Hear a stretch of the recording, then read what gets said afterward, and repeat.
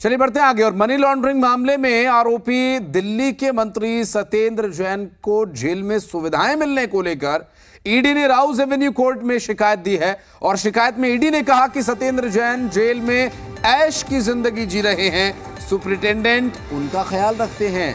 अब जेल में ऐश की जिंदगी जीने का क्या मतलब है, ये क्या आरोप लगाए जा रहे हैं, सुपरिटेंडेंट किस तरह की सुविधाओं का ध्यान दे रहे हैं सत्येंद्र जैन को लेकर, ये जो ईडी ने आरोप लगाए हैं ये बेहद गंभीर आरोप हैं।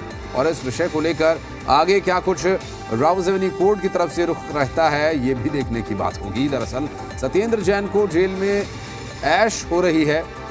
ईडी ने राउज एवेन्यू कोर्ट में ये आरोप लगाए हैं सत्येंद्र जैन पर और जेल प्रशासन पर।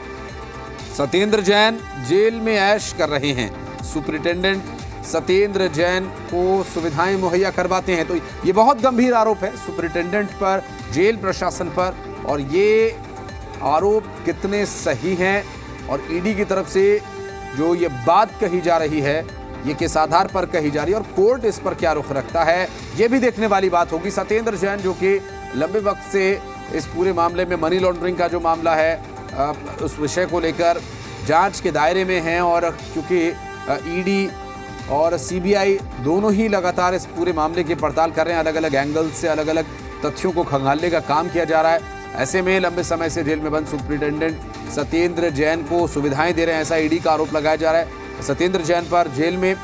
दरअसल ईडी ने राउज एवेन्यू कोर्ट में इसके संबंध में शिकायत भी दी है।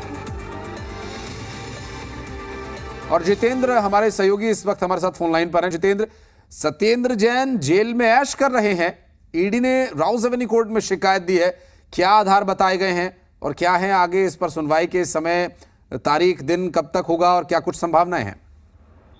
देखिए, ईडी ने जो आरोप लगाए हैं सत्येंद्र जैन जो कि दिल्ली सरकार में मंत्री थे और फिलहाल तिहाड़ जेल के अंदर बंद है, ये कोई पहले आरोप नहीं है। इससे पहले भी जब उनको गिरफ्तार किया गया था तब ईडी ने पहले आरोप लगाया था कि वो एलएनजेपी अस्पताल के अंदर मौजूद है बीमारी का बहाना बना करके, जबकि उनको किसी तरह की कोई बीमारी नहीं है और वहां पर वो आराम से रह रहे हैं।